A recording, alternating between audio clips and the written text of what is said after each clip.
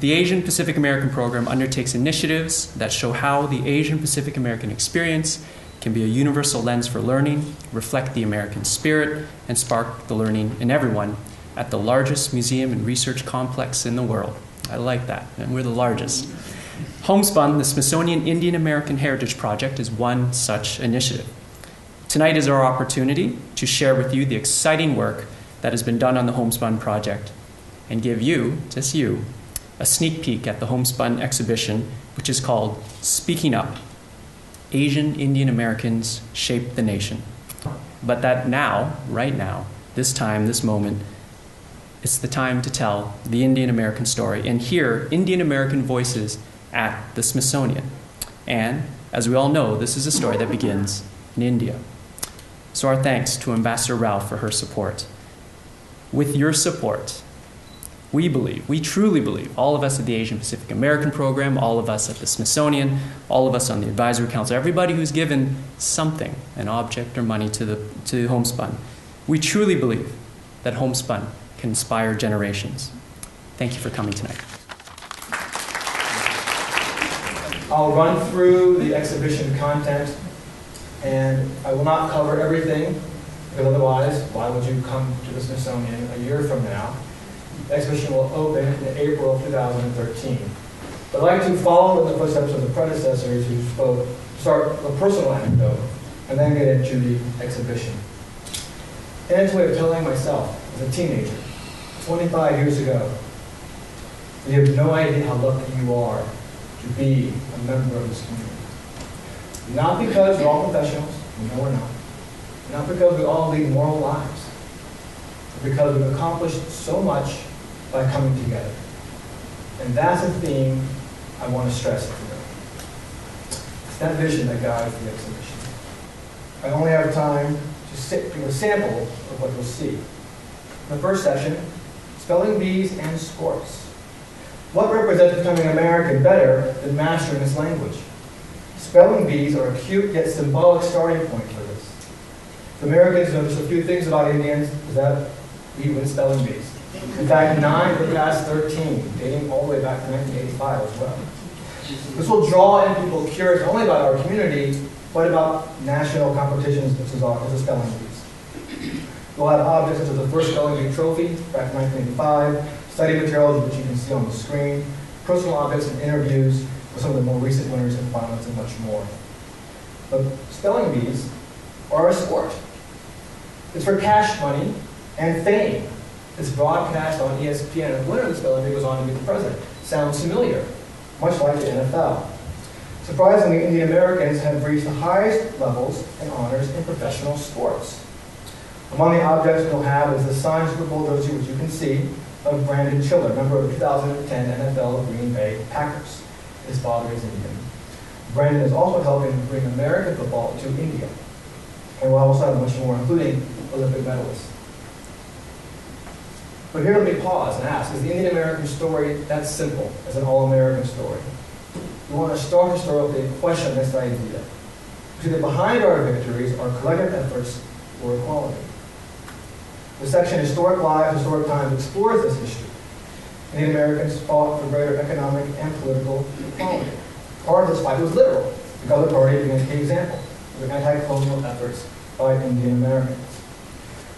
Part of what they were resisting were stereotypical images of Indians at that time, such as street dancers, as we see here, or circus performers. What we see here is a card you would receive back in the early 1920s, or 1920s, when you bought a tin of coffee. Just buying coffee would give you images of India. They were everywhere. We will also represent immigrants' early work lives, their families and community. This will include, beyond images that you see above here, also include the trunk that a Punjabi immigrant brought with him in the 1910s on the boat. His 76-year-old daughter in California will be loaning us that trunk. That trunk itself will tell 100 stories. Amidst the backdrop of discriminatory laws, one Indian American already referenced by the ambassador rose to unimaginable heights. On January 3rd, 1957, Dalip Singh Song became the first Indian American, first Asian American, and first person of non-Abrahamic faith to join Congress. We're working with his grandson in Northern California to secure these items we already have now in the Smithsonian collection and others. Now I want to emphasize the importance of something like this. Now that these items are out of someone's basement, little basement, and preserved at the Smithsonian, when anyone else, any museum in the world, or any library, or any university wants to talk about American political history, California political history, we're now part of that story. I'm very proud of that. In 1946, Congress lifted the ban on Indians, and large-scale immigration, as you already know, began around 1965. To express what it was like to be a new immigrant and learn the ropes. Part of what it was like is finding work. The next section, Working Lives or Life's Work, explores how Indian Americans have come together to achieve in quintessentially American occupations. The lives of physicians is a great example of this. Indian American physicians and organizations work to end discrimination against Indian doctors because of their efforts, and one of our key members is here today. Dr. Michelle, thank you for being here. Their success stories, such as those of the acclaimed author of Abraham Burgess and others, are possible. We'll have key artifacts of this trend. And as was already mentioned by the ambassador, you can't talk about Indians without talking about information technology. Vinod Dam, the father of the Pentium chip, has donated a large part of his collection to the Smithsonian, which I'm very proud to know. Along with him, Vinod Khosla, you see him here looking young and younger, is offering items as well. But for every prominent and venture capitalist, there are, of course, multiple others on temporary work visas, student visas. They're part of our story as well. And what has made India so successful in part is not the individual's efforts and knowledge of these individuals who luminaries. It's the collective efforts of TIE organization, of IIT alumni and the like that have made this possible. And we'll incorporate fundamentally their part of this conversation. Other key industries include small business, namely the hotel and motel industry. From humble origins, the community has worked hard to owning half the motels in the country. We have here an original sign from one of the first Indian-owned motels in San Francisco, Hotel Adler, from 1952. This is part of our conversation as well. We're working closely with the HOA in this process. And you can see, back in 1952, a room, $2.25 a week. What kind of room it was, let's not talk about that. And of course, we can't talk about Indians without talking about New York City. Nothing says New York City more than the yellow cab. 60% of drivers are South Asian American.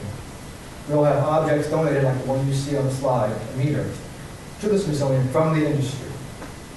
This meter, which is colored red, represents in many ways what it was like to work all day in the cab. We'll also represent other trends we're not going to show you now, such as farming, entertainment. Just as you know, in case you don't already, when you eat a peach, whether fresh or in a can, you're eating something that the hands of Indians have touched in California. Think of an Indian American next time you eat a peach. This all-American story is a bit more complicated than when we first started, I think. Our achievements are many, and oftentimes comes from years of collective struggle.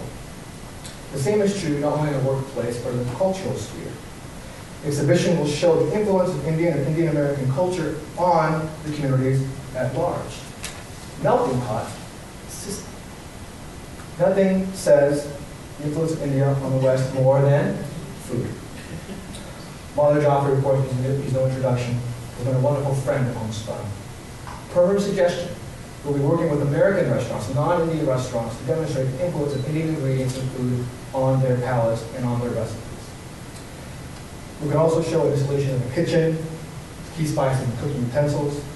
Her books will be on display, along with a quote of hers recommending when we eat Indian food, it's better to drink beer, not wine. We're also working with Floyd Cardoz and other celebrity chefs. While Indian food nourishes the body, religious spaces nourish the soul. Religious spaces offer a range of activities. They're primary sites for our community to come together. But more important is our spaces where we gather, places where we can learn, network, and also become better Americans. Some buildings have become architectural marvels. You see the one here, the New Temple Society of New York City, one of the first temples built in America, expanding in Queens, New York. So images of this and many other religions as well. With videos, objects, and images will also show the fascination of Bollywood and Bhangra, film and dance, ranging, as you see here, from college competitions to 2010 Olympics in figure skating. White American representing America, the 2010 Winter Olympics, chose a Bollywood routine and costumes, and they won. We're working with the Bollywood instructor who taught them how to do that. We'll also be showing classical music and dance, not just popular forms. While Americans are increasingly taken by Indian culture, Indian Americans are adding to American culture in award-winning ways. We see this here in jazz and literature. We'll have drafts of musical scores, drafts of manuscripts, photographs, poems, videos, personal objects of these artists. And the Indian Embassy recently sponsored Indian American jazz artists at the Blue Note here in DC. One of the persons here is Rupesh Mahampapa, a visionary. Taken together, this section shows a vibrant culture. Finally, from history to work to culture to the civic sphere, Indian Americans have been advocates not only for our community, but also for the prosperity of others. This section, Speaking Up for the American Dream, details the roles of Indian Americans in pursuit of civil rights. So we feel very comfortable in this country, but at least for me, and maybe it's true for many of you, deep inside you still have this security, right? When you first move to this country, you feel like, well, if things don't work out here, I can always go back to India. And I can still make it there. I fast forward now to my children. I have 3 young daughters who were born here, like many of your children or grandchildren are born here.